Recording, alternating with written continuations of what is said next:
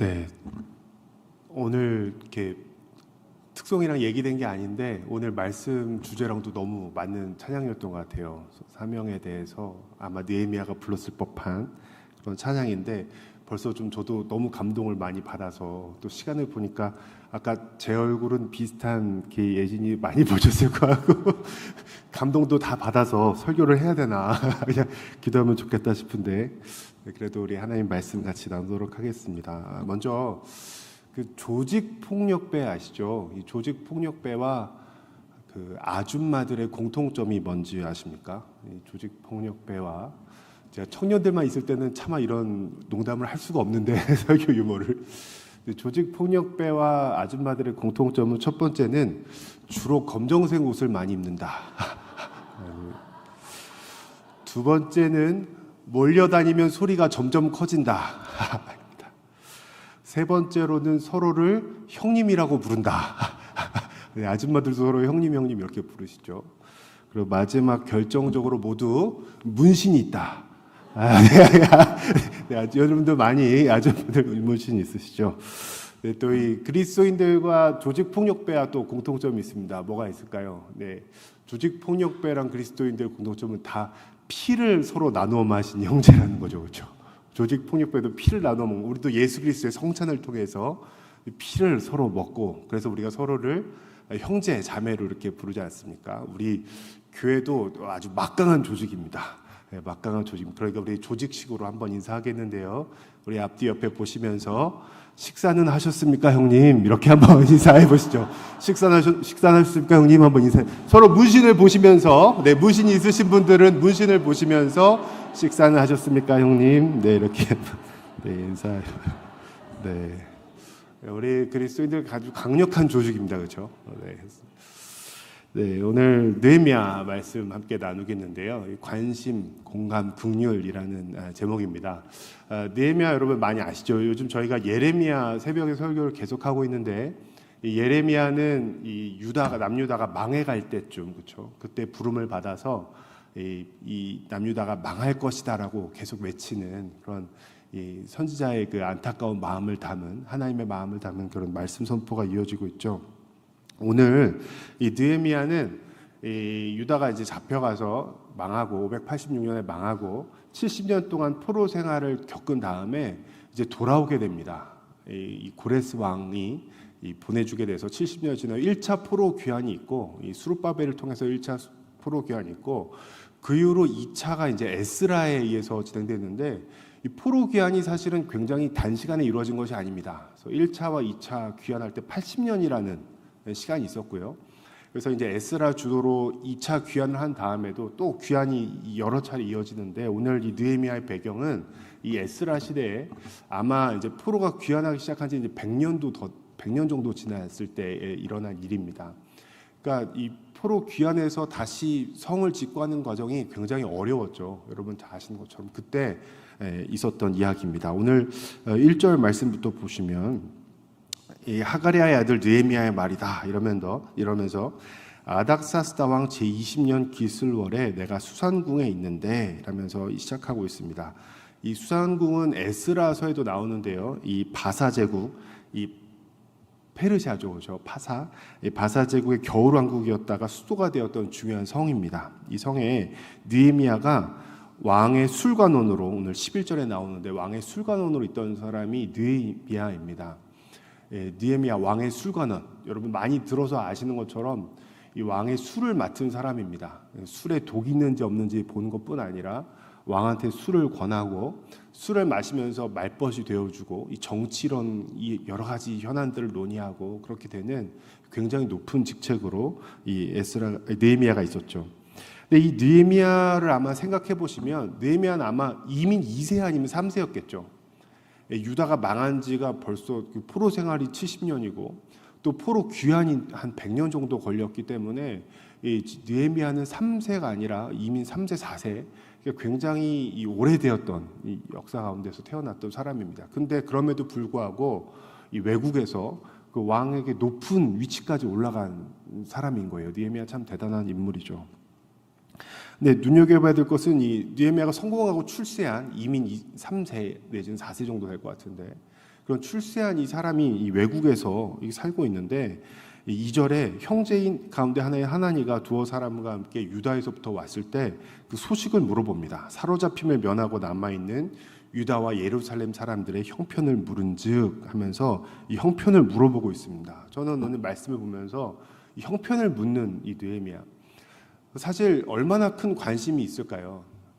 본인도 태어나기를 외국에서 태어났고, 외국에서 태어난 것뿐만 아니라 높은 출세해서 왕을 바로 옆에서 모시는 자리까지 이르렀는데, 그 170년 이전에 이미 망해버렸던 유다, 그리고 거기서 일어난 일들에 대해서 얼마나 큰 관심이 있을까요? 여기가 거리상으로도 1200km에서 1600km가 떨어져 있습니다. 근데 거기서 무슨 일이 있었는지 이 형편을 물었다. 그냥 물어본 게 아니라 이 관심을 가지고 물어본 것이죠. 어떤 일이 되어 있는 것이냐. 느헤미야는 관심을 가지고 형편을 묻습니다. 느헤미야는 이렇게 외국에서 태어나서 자랐고 거기서 엘리트 교육을 받았겠죠. 그랬으니까 왕의 관원이 되었음에도 불구하고 그때 당시의 종교였던 뭐 조로아스트교라든지 다른 이방 종교를 숨긴 것이 아니라 하나님의 백성으로서 이 하나님을 믿고 자기는 하나님의 백성이라는 걸 뚜렷이 기억하고 살아가고 있었던 거죠. 사실 여러분, 이민해서 그렇게 사는 것이 쉽지 않습니다. 거기서 교육을 받고 거기서 정부의 관료까지 돼서 엘리트가 되었는데 먹고 사는 게 뭐가 부족하겠습니까? 권력이 있고, 우리도 아마 미국의 장관이라고 생각하면, 이미 2세, 3세 장관이라고 생각하면 거의 그 나라 사람 아닙니까? 그 나라 사람처럼 거기에 물들어서 살만도 한데, 느헤미야는 하나님의 백성으로서 자기의 정체성을 잊어버리지 않고 이미 망한 나라, 망했고 이 포로가 귀환해서 세워지는 것도 잘 진행되지 않는 그런 어려운 나라에 계속해서 형편과 관심을 가지고 물어보고 있습니다. 성도님들은 요즘 어떤 일에 좀 관심을 갖고 살고 계십니까? 이제 여름이 와서 휴가, 이번에는 휴가 어디로 가야 되나? 우리 자녀들 누구 불러서 같이 가야 되나? 뭐 이런 생각도 하실 거고, 젊으신 분들은 이제 애들 방학하면 어떻게 해야 되나? 우리 청년들은 이제 방학하면 뭐 하고 노나? 또 수련회 기대하기도 하고, 또 여러 관심이 있으시죠. 또 여러 형편 가운데 살아가고 계실 것입니다. 근데 여러분, 오늘 중요한 것은 무엇이냐면 느헤미야처럼 이 하나님이 하시는 일에 대한 관심을 갖는 것이 필요하다. 하나님이 하는 일에 대한 관심. 하나님은 지금 이 세상을 어떻게 보고 계시는가? 나와 주변에 관련 있는 곳에서 하나님은 무엇을 하길 원하시는가? 사실 우리의 마음이 하나님이 어떻게 보고 계시는가, 그 하나님의 관심에 초점을 맞춰야 되는 것이죠. 우리는 너무 나에게 관심이 많죠. 사실은 살아가기가 너무 버겁습니다. 살아가기가 버겁고 너무 어려운 일이 많기 때문에 우리 시야가, 저도 그렇습니다, 점점 좁아지는 것 같아요. 나의 삶으로, 나의 가족으로 계속해서 시선이 좁아지기 마련이고, 그래서 이 나를 하나님이 어떻게 보시고 가족을 어떻게 보실까, 우리 기도 제목을 여기서 찾는데, 중요한 것은 우리의 관심의 폭이 넓어져야 된다는 거예요. 특별히 어떻게 넓어져야 되냐면 하나님이 무엇을 보시는가, 그 하나님의 관심으로 우리의 시선이 넓어져야 된다는 것입니다. 저는 갈수록 우리 세상에 대해서, 특별히 우리 청년들을 위해서 말씀을 준비했던 말씀인데, 우리 시대의 신앙의 가장 중요한 우리가 극복해야 될 것이 무엇이냐면 그것은 바로 이기심과 이 돈의 문제입니다. 청년들한테 설교할 때 아마 귀에 박히도록 듣고 있을 거예요. 우리가 극복해야 될 이 시대의 우상, 돈과 이 이기심, 이것들을 우리가 반드시 극복해야 됩니다. 이것이 그냥 저의 생각이 아니라 디모데후서 3장 1절을 보면 이 바울이 디모데한테 이야기하죠. 너는 이것을 알라. 말세에 고통하는 때가 이르리니. 그러면서 처음 나온 것이 사람들이 자기를 사랑하며 돈을 사랑하며, 이렇게 시작하고 있습니다. 말세에 고통하는 때가 이를 것인데, 그때 사람들의 특징이 자기를 사랑하고 돈을 사랑하고 막 이렇게 해서 쭉 나오고 있거든요. 요즘 시대 참 너무 그렇지 않습니까? 점점 더 이기적으로 살아갈 수밖에 없는 시대입니다. 사실 우리 청년들의 삶을 보면 더 이해가 됩니다. 경쟁이 너무 심하거든요. 대부분 성도님들이 이 사회생활 하셨을 때와 달리 지금은 너무나 경쟁이 심하고, 또 우리 예전에 성도님들 어려우셨지만 그래도 우리나라가 초고속으로 경제를 발전을 했기 때문에 희망이라는 것이 있었죠. 이제 이렇게 되면 더 좋은 집으로 이사 가고 누구랑 결혼해서 직장 갖고 이렇게 되겠다라는 모두가 희망을 가지고 살던 시대에 지금은 이 미래가 안 보이는 시대입니다. 그래서 청년으로 사는 것이 굉장히 어렵습니다. 미래에 대한 소망이 잘 안 보이고 세상이 너무나 불안하고 또 너무 과학이라든지 기술의 발전이 너무 빠르기 때문에 이런 것들을 쫓아가는 것이 너무 어렵습니다. 미래 사회가 예측 가능한 것이 아니죠. 그래서 사람들이 어떻게 요즘 청년들이 그러냐면 경쟁이 너무 심한 거예요. 경쟁이 너무 심합니다. 우리 어렸을 때처럼 친구 뭐 하면 숙제도 좀 보여주고 같이 하고 같이 어울리고 놀고 이런 때 문화들이 많이 없어지고 또 애들도 적게 나서 키우고 서로 이렇게 키워가는 과정에 사람들이 너무나 많이 이 다음 세대 특징 굉장히 이기적입니다. 자기밖에 모르는 자기의 것이 너무 중요하고 물론 이 개인주의적인 건 필요하지만 너무나 이기적으로 우리가 살아가고 있는 우리 특별히 청년들이 살아가고 있는 이 시대가 점점 더 이기적으로 갑니다. 그 자기 돈에 대해서 관심이 있고 이것을 우리 그리스도인들이 무엇으로 극복을 해야 되는가? 하나님이 무엇을 원하시는가? 그것은 바로 다른 사람에게 관심을 갖는 것, 특별히 하나님이 이 세상을 어떻게 보고 계신가? 그 관심으로부터 시작됩니다. 특별히 우리 청년 여러분들, 우리 하나님의 마음을 알아서 정말 이 어려운 시대에 우리가 그리스도인으로서 우리가 살아갈 수 있는 가장 중요한 것 하나는 다른 일에 관심을 갖는 겁니다. 이기적으로 내 마음이 움츠러들 때마다 나를 먼저 생각하지 마시고 하나님이 지금 내가 속한 환경을 어떻게 보고 계시는가, 또 하나님은 내가 속한 곳에서 어떤 것을 하기 원하시는가, 우리의 관심이 자꾸 나에서부터 밖으로 나가기 시작할 때 우리는 그 하나님의 그 시선을 우리가 알게 되고 그 하나님의 시선에 눈 맞추게 되는 것이죠. 성도님 여러분, 참 이 이기적인 세상 가운데 하나님의 그 마음을 깨달아서 하나님의 관심으로 주변에 관심을 갖는 여러분이 되시기를 주님의 이름으로 축복합니다. 두 번째로 이어서 말씀을 계속 보면 3절부터 보시면 그들이 내게 이르되 사로잡힘을 면하고 남아있는 자들이 그 지방 거기서 큰 환난을 당하고 능욕을 받으며 예루살렘 성은 허물어지고 성문은 불탔다 하는지라 이렇게 말하고 있습니다. 느헤미야가 들은 소식이 굉장히 안타까운 소식입니다. 아마 이 에스라 4장에 나오는 이 사건인 것 같은데요. 이 르훔과 심세 그리고 사마리아 사람들이 계속해서 방해를 해서 이 성전을 재건하다가 막 환난과 능욕을 당하고 성은 허물어지고 가뜩이나 이 건축을 다시 한다는 게 너무나 어려운 일이었을 텐데 큰 환난을 당고 있는 것이죠. 여기에 이제 중요한 것은 이 느헤미야의 반응입니다. 4절 말씀 보시면 내가 이 말을 듣고 앉아서 울고 수일 동안 슬퍼하며 하늘의 하나님 앞에 금식하며 기도하며 이렇게 이야기하고 있습니다. 이 느헤미야가 이 자기와 사실 상관없죠. 1200, 1600km 아까 앞에 말씀드렸던 것처럼 자기 이민 3세, 4세고 자기랑 전혀 관계가 없고 생각해보면 되게 옛날 일인데 이 소식을 듣고 마치 자기 일처럼 듣고 앉아서 울었다. 주저앉은 거죠. 주저앉은 겁니다.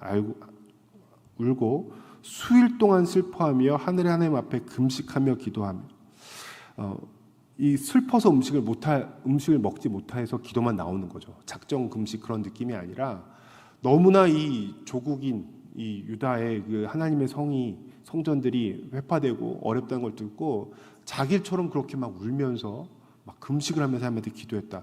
사실 잘 이해가 안 되죠. 느헤미야가 어떻게까지 이렇게 할 수 있었을까요?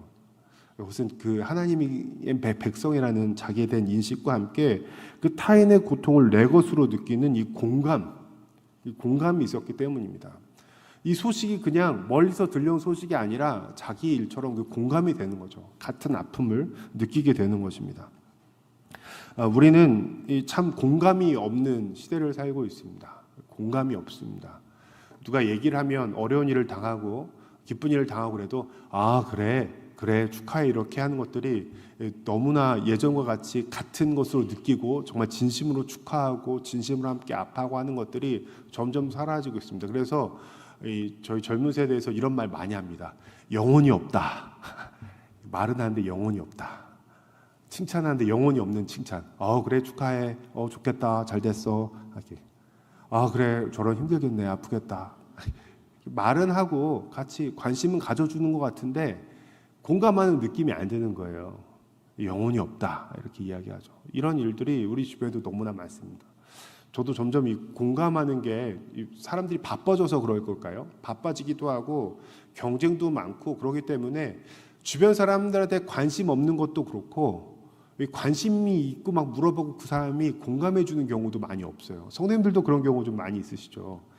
우리가 관심을 갖는 경우는 어떤 경우에 관심 갖나요? 이 관심을 갖고서도 그 사람에 대해서 안타까운 소식이 이제 막 이 소문을 퍼뜨리는 게 돼버리죠, 그죠? 사실은 누구는 글쎄 그랬대. 관심은 갖는데 정말 그 사람 입장에서 공감하고 아파해주기보다는 거기는 사실 그랬대. 좀 이기적인 이 세상에서 제가 좀 뭘 더 많이 느끼냐면 어느 때 여러분 위로가 많이 되십니까? 힘든 일을 당하셨을 때 우리한테 제일 위로가 될 때는 언제인 줄 아십니까? 사실은 솔직하게 생각해 보면 나보다 더 힘든 사람이 얘기를 들었을 때 이게 우리의 비극입니다, 그렇죠?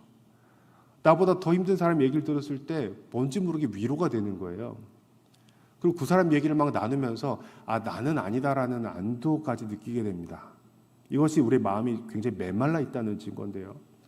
그래서 그 사람에 대해서 관심을 가지고 그 사람의 형편을 물어보고 같이 공감하고 그 사람의 어려움과 아픔이 내 것이 되는 것이 아니라 들었어?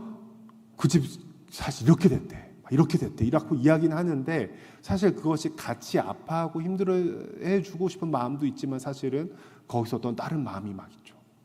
공감하는 능력을 잃어버린 겁니다. 축하도 진심으로 축하가 안 나가죠. 진심으로 축하가 안 나가고 우리 애는 이렇게 해야 되는데 사실은 우리 애가 더 잘해. 우리가 더 잘났어. 막 이렇게 하면서 더 이렇게 하기도 하고 그러니까 경쟁이 너무나 심하고 사람에 대해서 이 시대가 불안정하고 많은 사람들이 갑자기 큰 어려움을 당할지 모르는 이 시대에서 우리가 많이 잃어버린 것은 공감의 능력입니다. 저 사람이 당한 아픈 일을 내 아픔으로 느껴주고 정말 그 사람을 위로하고 저 사람의 기쁨을 정말 내 기쁨으로 하고 사람이 이 공감의 능력이 있어야 되는데 이것이 우리가 계속 잃어버리고 있는 것이죠. 오늘 말씀을 보면서 저도 참 이 공감하는 능력이 많이 떨어졌다는 생각이 많이 듭니다. 사역을 하면서 저도 어느덧 목사 안수 받은 지 10년이 지나고 있는데 예전에 제가 사역했었을 때랑 저를 돌아보면서 요즘 많이 이렇게 하다 보면은 이게 공감하는 능력이 너무 많이 없어지지 않았나. 예전에 정말 어려운 일을 당하고 힘드신 분들은 내 아픔처럼 느끼고 물론 그분을 위해서 기도하고 하는 일들이 사실 제가 모교에 있었을 때는 정말 모교이기도 했지만 정말 제 마음을 쏟고 했던 그런 것들이 있었는데 요즘은 내가 사역자로서 이게 너무 많이 익숙해진 게 아니에요. 내가 정말 성도님들이 당하신 어려운 일들에 대해서 아픔을 같이 공감하고 느끼고 가슴 아파하면서 물론 그런 마음이 없진 않습니다만 그렇게 하고 있는가? 우리 청년들의 일이 내일처럼 여겨지는가? 이 공감하는 능력이 많이 잃어버렸다. 왜 이렇게 공감하는 능력을 잃어버리게 되었을까? 제 자신 솔직히 돌아보면 사실은 제 삶도 너무 많이 바빠진 것도 있죠. 애를 낳고 또 성도님들 그러면서 또 미디어의 발달도 있습니다. 또 우리 교회나 주변에 있는 분뿐이 아니라 이 세상의 어려움에 대해서도 공감하는 능력을 참 많이 잃어버렸는데 계속해서 자연재해나 이런 소식들을 너무나 크고 많은 뉴스들을 보고 너무나 심한 어려운 일들 당한 소식들을 너무나 쉽게 많이 알게 되기 때문에 이런 것들에 대해서 다 공감하면은 살 수 없겠네 이런 느낌도 있는 거죠. 어떻게 이 슬픔과 이 험난한 것을 다 내가 공감할 수 있을까? 그러면 내가 힘이 없어서 안 돼. 그래서 우리가 가지게 된 태도는 바로 냉담함입니다. 냉담함. 그래. 침착해야지. 그럴 수 있어. 그래, 그런 거야. 인생은 원래 어려운 거야. 청년들이 뭐 어렵고 인생은 원래 그런 거야. 고생을 해봐야지. 인생 원래 다 그런 거야. 누가 아프고 나는 더 아팠어. 나는 더 힘든 일이 있었어. 위로는 하지만 우리 마음 가운데 공감의 능력을 잃어버리고 냉담한 마음을 가지게 될 때가 너무나 많이 있지는 않습니까? 성도 여러분, 모든 아픔에 동참할 수 없다고 또 모든 일들에 그렇게 할 수 없다고 우리 마음이 냉담해지는 것은 사실은 참 가슴 아픈 현실입니다. 이게 반복되어지면 우리 마음은 정말 딱딱한 사람이 되어서 나이가 들어갈수록 더 예수님을 닮아서 이웃을 정말로 사랑하고 예수님도 많은 환자들을 대하셨지만 한 명 한 명 사랑으로 대하시면서 그들의 공감하신 예수님의 모습이 아니라 저도 저 자신을 돌아보면 되게 냉담한 사역자가 될 수 있겠다. 겉으로는 관심을 가지고 겉으로는 공감하는 척하지만 내 마음이 냉담한 사람이 될 수 있겠다. 말씀을 보면서 얼마나 많이 돌아보았는지 모릅니다. 오늘 느헤미야를 보시기 바랍니다. 사실은 자기와 전혀 상관이 없고 더 오래되었던 일이고 자기는 멀리 떨어졌고 이민하고 있고 자기는 자기 먹고 사는 일과 아무런 관심이 없는데도 불구하고 이 하나님의 백성이 처한 그 현실을 듣고 자기 일처럼 느끼면서 수일 동안 울면서 하나님 앞에 금식하며 기도하는 이 느헤미야의 모습을 보시면서 성도님, 우리는 하나님이 보시기에 우리는 어떤 마음을 가지며 살아가야 될까 다시 한번 말씀 앞에서 성도님들의 마음을 돌아보시길 바랍니다. 정말 간절히 원하기는 성령님께서 오늘 이 시간 우리 마음 가운데 역사하셔서 우리의 냉담함을 녹여주시기를 주님의 이름으로 축복합니다. 그 다음 이 마지막 이제 오늘 시간이 좀 많이 갔기 때문에 다 읽지는 않겠습니다. 뒤에 보시면 느헤미야가 이제 기도를 하기 시작하는데요. 5절 말씀에 하늘의 하나님 여호와 크고 두려우신 하나님이여 주를 사랑하고 주의 계명을 지키는 자에게 언약을 지키시며 긍휼을 베푸시는 주여 간구하나이다. 그러면서 이 긴 기도를 막 시작합니다.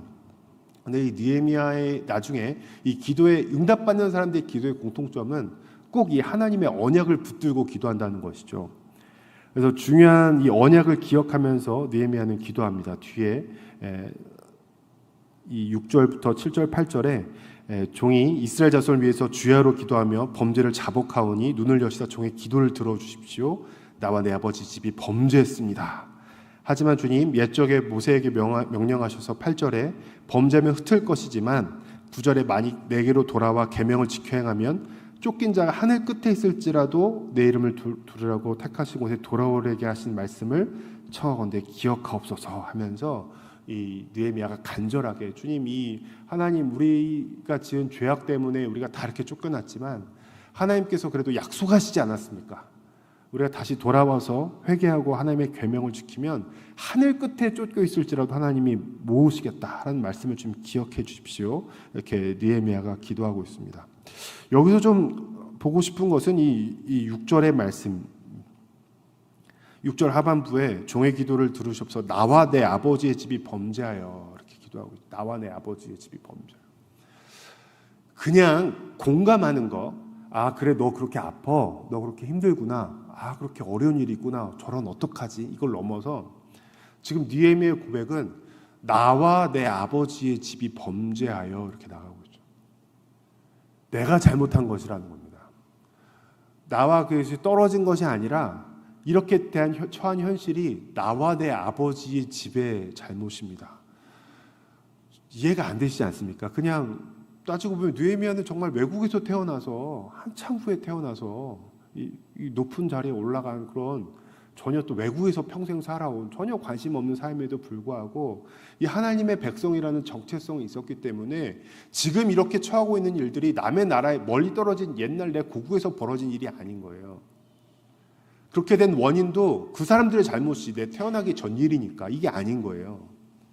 나와 내 아버지 집이 범죄한 것이다. 이게 내 잘못이다는 거, 내 잘못, 내 탓이다 라면서 이것이 자신의 문제로 하나님 앞에 기도하고 있습니다. 우리가 사실 이런 태도를 갖는 것이 쉽지 않죠. 저도 돌아보면 그렇습니다. 서울에 있는 어떤 교회의 잘못, 그렇죠? 코로나 때 막 그렇게 잘못하고 그 교회 잘못. 요즘 믿는 사람들 왜 그래? 주변에서 막 얘기하면 안 믿는 친구들이 넌 목사인데 너 왜 요즘 교회들 왜 그래? 그러면 아니야 우리 교회는 그래도 잘하고 있고 세습하고 막 그거 왜 그래? 아니야 우리 교회는 이렇게 변명하기에 바쁜데 오늘 말씀을 보면은 이 느헤미야는 그것이 나와 떨어진 죄, 나와 떨어진 문제라고 생각하지 않고 내 문제라고 하나님 앞에 고백하는 것이죠. 이것이 굉장히 중요한 부분입니다. 아까도 말씀드렸다시피 우리가 굉장히 이기적인 시대를 살아가고 있는데 우리 신앙의 문제 중 하나가 무엇이냐면 우리 신앙도 굉장히 개인적이 되는 것입니다.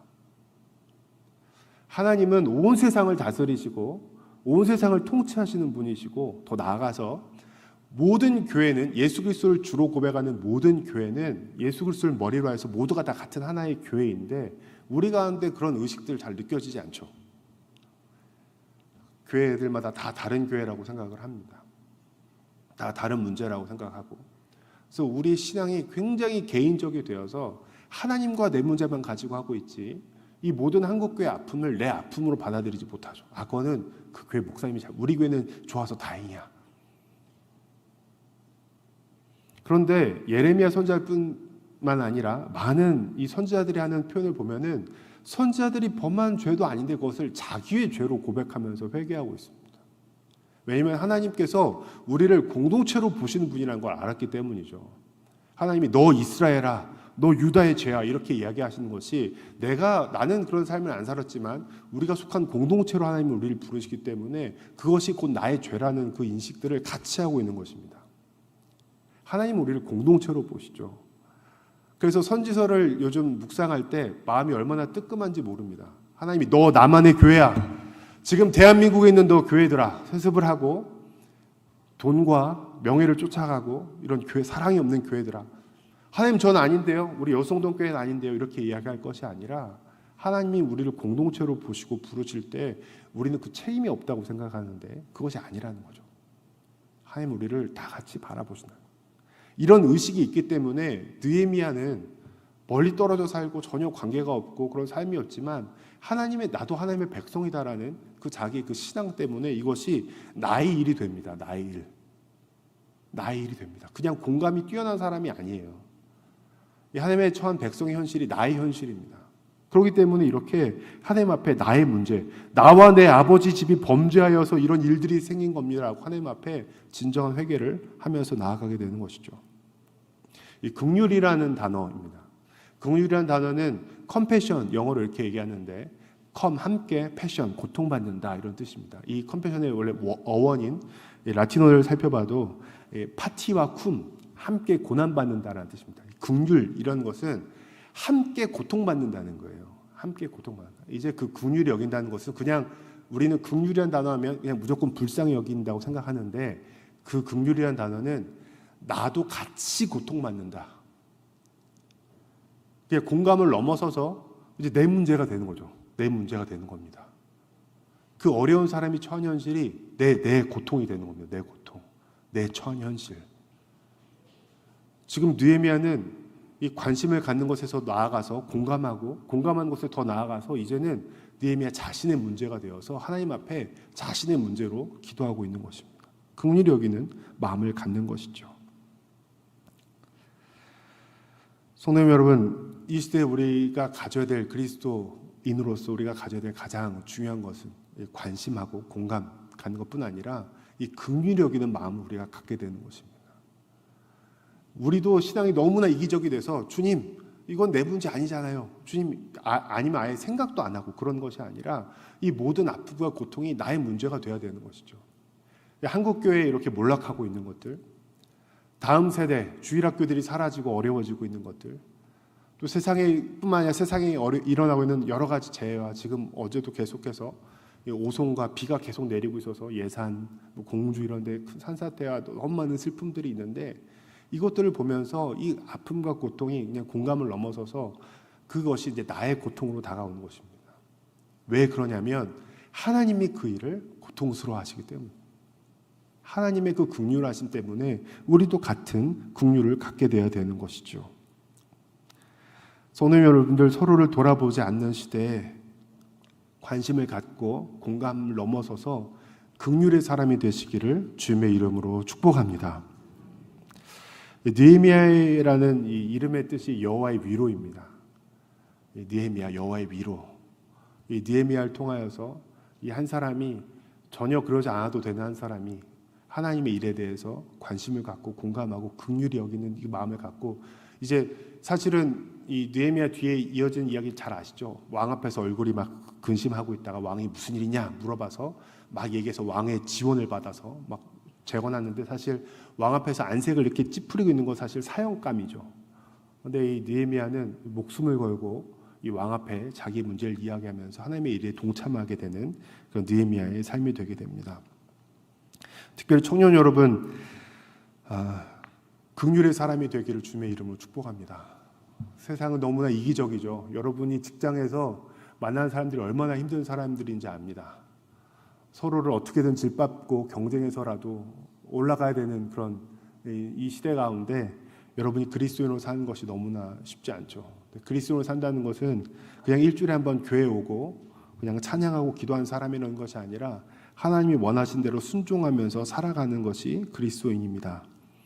청년 여러분, 긍휼히 여기는 사람이 되면 손해보고 어떻게 하면 내가 망하진 않을까 그런 걱정이 들기도 하겠지만, 그럼에도 불구하고 하나님이 원하시는 마음으로 주변의 사람들에게 관심을 가지고 공감하고 긍휼로 살아가는 여러분이 되기를 주님의 이름으로 축복합니다. 우리 성도님 여러분들 참 많은 관심과 또 공감을 보여주셔서 너무 감사합니다. 사실 예배 올라오기 전에 다음 세대를 위해서 말씀을 많이 준비했었거든요. 근데 여러 기관을 통해서 또 막 후원금을 전달해 주시고 기도한다고 해주시고 물어봐 주시고 격려해 주시는 분들 때문에 정말 많은 하나님의 위로를 받았습니다. 정말 우리 교회 성도님들 많이 이렇게 공감해 주시고 긍휼히 여겨주셔서 너무 감사합니다. 성도님 여러분, 우리 다음 세대를 위해서 정말 이 느헤미야의 마음처럼 하나님이 주시는 긍휼을 품고 기도해 주시기 바랍니다. 우리 교회 수련회 정말로 중요합니다. 우리 교회뿐 아니라 더 나아가서 이번 여름에 우리 한국교회에서 진행되는 모든 우리 다음 세대를 위한 수련회를 위해서 여러분 같은 마음을 가지고 기도해 주시기 바랍니다. 그 교회가 내 교회이고 다 하나님의 백성들이고, 지금 지방 지역에 막 얘기를 들어보면 주일학교 숫자가 얼마나 많이 줄어드는지 몰라요. 다음 세대에 복음을 전하는 게 얼마나 어려운 일인지 모릅니다. 코로나 이후에 많은 어려운 상황들 잘 알고 계시죠. 근데 우리가 하나님의 마음을 품고 기도해야 되는 것입니다. 더 나아가서 여러분 교회를 벗어나서 여러분의 시선을 좀 더 넓히셔서 하나님의 눈으로 이제 이 세상을 좀 바라보시기 바랍니다. 이번에 어제 있었던 이 재회도 우리가 같은 마음으로 바라봐야 되는데요. 그냥 어려움을 당했겠다. 어떻게 해야지? 도와줘야 돼. 이것이 아니라 우리는 그리스도인으로서 하나님의 관점으로 봐야 되는 것이죠. 하나님은 우리 믿는 사람들의 하나님뿐만 아니시라 모든 세상을 사랑하시고 모든 세상을 다 만드시고 다스리시는 하나님이십니다. 하나님이 일부러 막 마음에 의도가 있어서 그 사람들만 그런 분이 아니시거든요. 죄로 인해서 이 타락하고 멸망을 향해 가는 세상 가운데 우리도 알지 못하게 믿는 사람이나 믿지 않는 사람이나 동일하게 사고와 재난과 어려운 일들이 일어납니다. 우리가 기억해야 될 것은 하나님은 그 일을 어떻게 바라보고 계시는가. 하나님은 굉장히 안타깝게 여기시면서 그 사람들 긍휼히 여기시는 하나님이십니다. 우리가 그렇게 우리의 시선과 관점을 넓히셔서 하나님의 사역에 동참하는 여러분이 되시기를 주님의 이름으로 축복합니다. 성도님 여러분, 우리가 긍휼의 사람이 되어야 되는 이유는 우리가 긍휼을 받았기 때문입니다. 죄로 인해서 죽을 수밖에 없는 우리, 아무런 소망이 없고 하나님을 대적하고 하나님을 인정하기 싫어하는 그 죄에 죽을 수밖에 없는 하나님이 우리를 긍휼히 여기셨고 예수 그리스도를 이 세상에 보내셔서 우리의 처한 똑같은 현실을 예수님이 느끼시면서 우리를 긍휼히 여기셨습니다. 그리고 그 사랑으로 말미암아 그 십자가의 사랑 우리는 구원을 받았습니다. 우리는 그 큰 긍휼을 받은 사람으로서 우리가 그리스도인이 되어서 예수님을 닮아간다면 우리도 긍휼의 사람이 되어야 되는 것이죠. 여러분, 신앙생활이 오래될수록 어떤 것이 우리 삶의 열매로 맺혀져 나아가야 될까요? 저 장로님은, 저 권사님은, 저 집사님은 어떻게 점점 더 예수님을 닮아가시는 분, 그렇게 사랑이 많으신 분, 긍휼히 여기는 분, 연로하실수록 더 이기적이고 그렇게 저분은 자기밖에 몰라, 자기 가족밖에 모르고 자기 가족만 자랑하고 다른 사람의 어려운 거를 영혼이 없어, 이것이 아니라 이 긍휼이 우리 신앙생활에 더 들어갈수록 우리 신앙생활에 맺혀져야 되는 열매는 긍휼의 열매입니다. 많은 특별히 어려운 가운데 있는 사람들 하나님의 마음으로 같이 관심을 가지고 공감하고 긍휼히 여기면서 행동에 나섰을 때 하나님께서 우리를 통하여서 우리가 하나님의 위로가 되어서 이 어려운 세상 가운데 하나님의 사랑과 복음을 전파하시는 그런 여러분이 되시기를 다시 한번 주님의 이름으로 축복합니다.